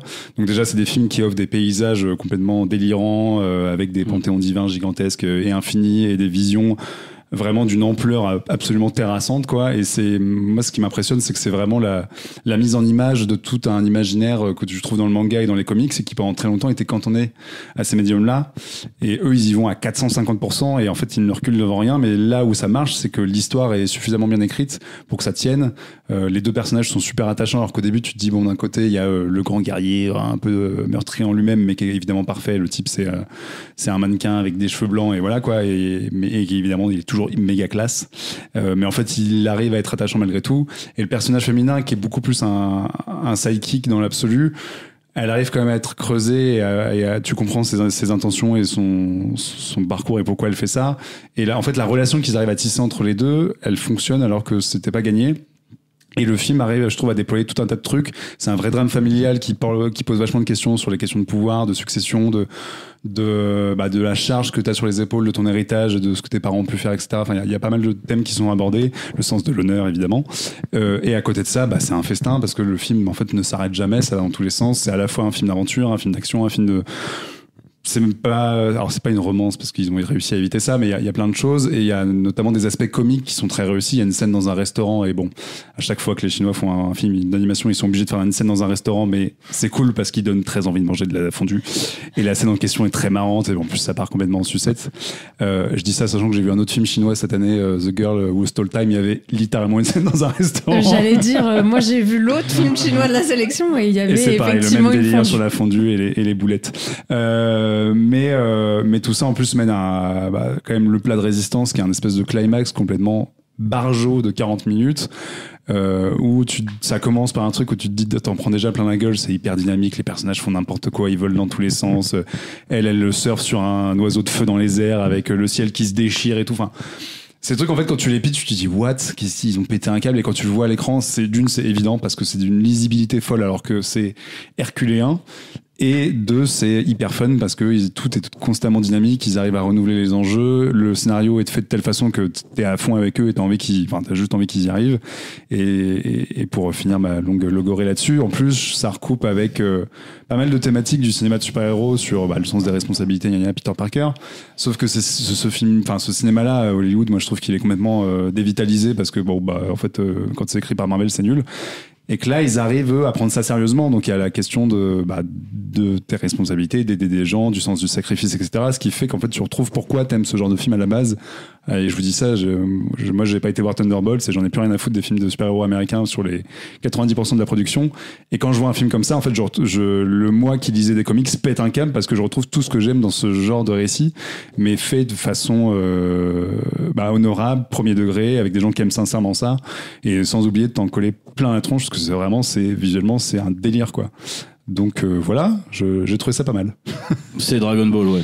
Oui, c'est Dragon Ball. C'est Dragon Ball. Ouais, c'est un peu. En fait, moi, ce que j'aime beaucoup, c'est que le film construit vraiment en crescendo et s'arrête pas. Il y a pas vraiment de ventre mou. Parce que j'avais un peu peur quand même, parce que c'est vrai que souvent dans les films chinois, ça dure 2 heures, faut le dire. 3 heures, ça dure 3h40 et en fait pendant 1 heure il se passe rien et juste ils discutent.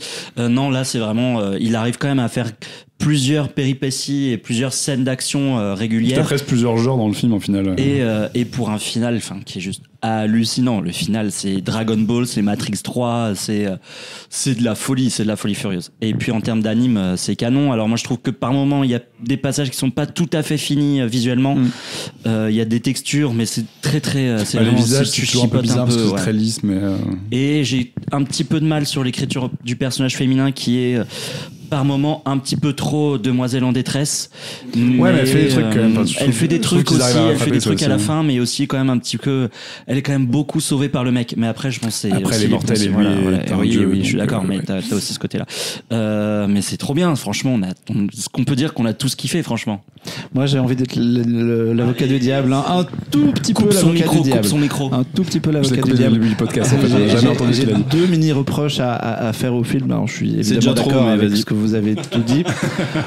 Je trouve que il y a un twist à la fin de l'histoire et moi je l'ai grillé en lisant le pitch. Je l'ai pas vu venir. Je tiens à préciser. Je l'ai grillé en lisant le pitch. Mais c'est ça, mais ça fait 2 heures que je sais que c'est ça, d'accord. Ah non, attends, ça dépend. Mais le twist sur. Non, mais on parlera hors micro parce qu'on va pas. Il y a 2 twists. Il y a un twist que j'ai pas vu venir. Il y a le twist obvious que j'ai vu dès le début et un twist que j'ai vu.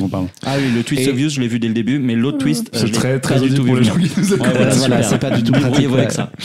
Et l'autre point, c'est que moi, dans la partie, dans la dernière partie où ils se combattent dans le ciel et tout, j'ai trouvé qu'il y avait énormément d'effets visuels, il y a énormément de boules d'énergie, d'éclairs et compagnie, mais derrière ça cache une économie de moyens puisque on voit très rarement les impacts. En fait, en général, on voit 2 personnages qui se foncent dessus, et là où dans Dragon Ball on aurait vu un vrai combat qui enchaîne, là on voit 12 éclairs, une boule d'énergie, un gros truc lumineux. Est-ce que c'est pas mieux avec 12 éclairs ?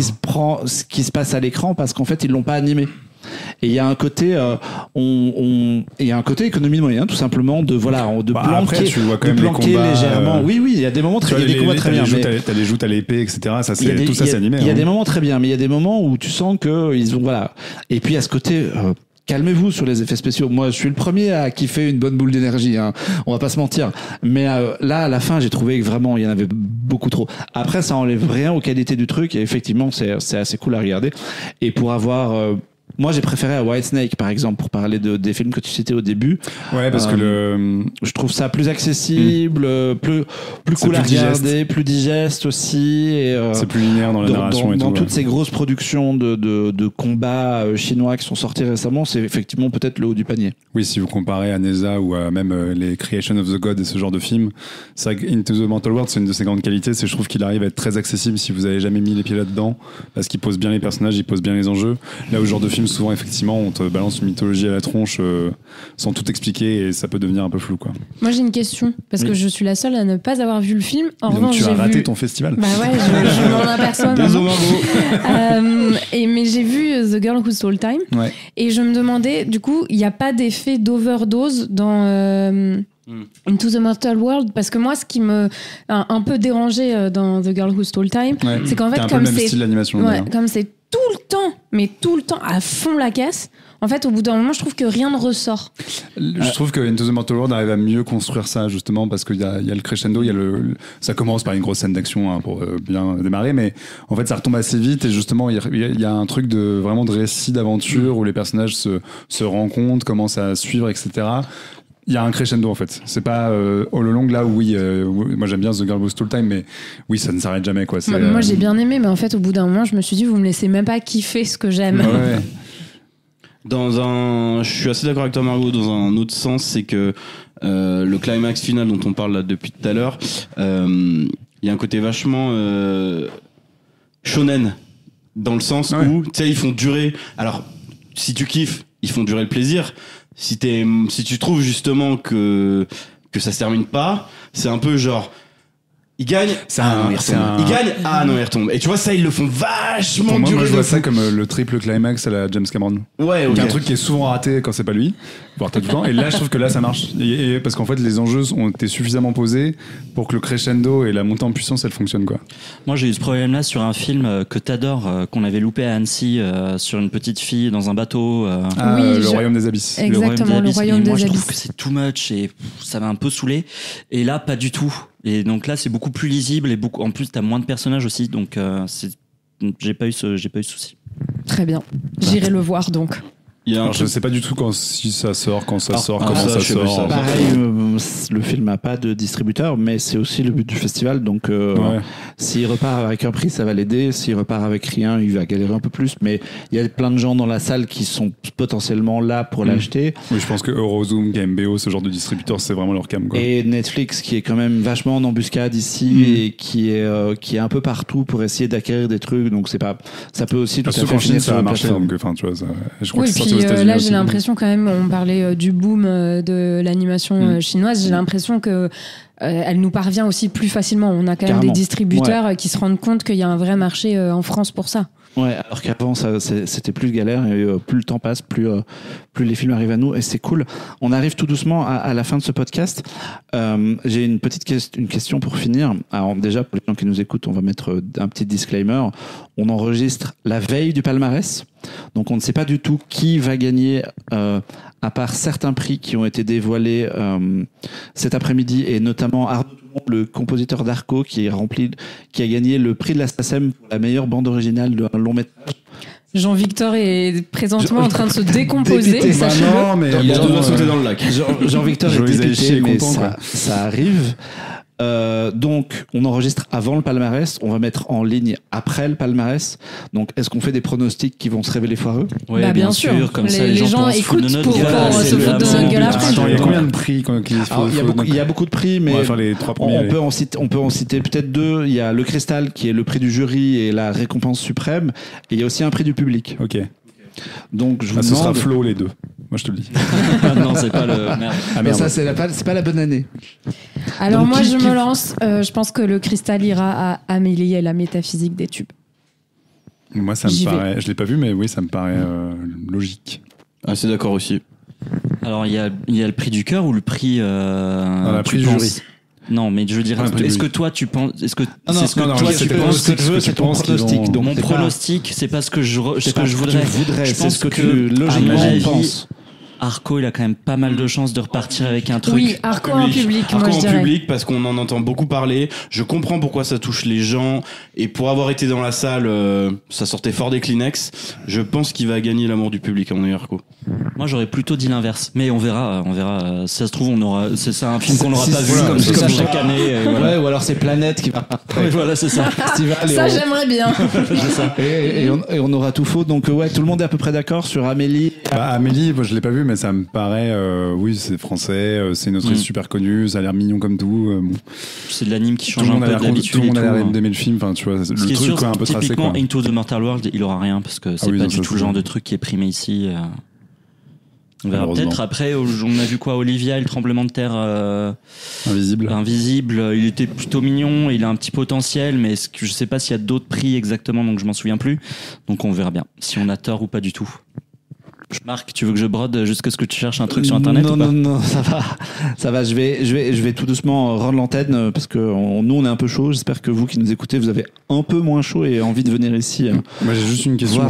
Les contre-champs, il y a des prix ou pas ? Oui. Ouais, il y a un prix. Chaque Space Princess, c'est un contre-champ. Il y a un prix contre-champ. Moi je pense que ça peut partir avec un truc. Parce que la séance où j'étais, c'était le feu. Enfin vraiment la salle était hyper active.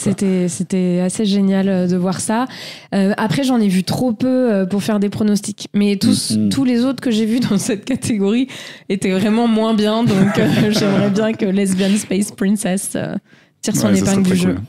Et on mettra le palmarès vous pourrez retrouver le palmarès en ligne puisqu'on met cette émission en ligne alors qu'il est déjà connu. C'est pas très clair, mais vous avez suivi. Marc aussi remonte le temps des fois. Ah non, mais pendant j'arrive à la fin de ma vie aussi après cette semaine. Merci Margot et Adrien d'être venus passer ce 97e Happy Hour avec nous. Merci à vous pour l'invitation. Franchement, c'était super, on reviendra. Je voudrais faire des bisous à plein de gens pour conclure cette émission. Je vais commencer par Martin qui nous a prêté le matos pour enregistrer cette émission. Je veux saluer les organisateurs du festival, les bénévoles qui ont fait un boulot de malade et tous les gens qui nous ont accompagnés ou aidés pendant cette semaine. Mais en particulier des bisous à l'incroyable service presse Véronique, Estelle et Claire, sans qui on n'aurait pas eu une semaine de dingue. J'ai cru qu'il y avait une semaine de merde de dingue. Et je voudrais aussi faire un bisou à Laurence qui saura pourquoi. Et puis tant qu'à me dropper, je voulais saluer Vincent, il se reconnaîtra. Absolument, ouais, un mec qui nous a reconnus par nos voix quand on était en train de manger au resto. Et qui apparemment est venu pour la première fois. On a croisé un auditeur dans le festival grâce à nous. Donc, on l'embrasse particulièrement. C'est notre seul éditeur, c'est notre seul auditeur. Salut Vincent. Pour convaincre les gens de venir, il avait l'air très content d'être là. Bah oui, faites comme Vincent. Faites comme Vincent. Venez à Annecy. Bah merci les gars, nous on se retrouve je sais pas dans le courant de l'été, à la fin de l'été, quand il fera plus frais parce que là vraiment ça commence à être compliqué. D'ici là portez-vous bien, regardez des dessins animés, buvez frais et on se retrouve très vite. Ciao. À plus. Ciao.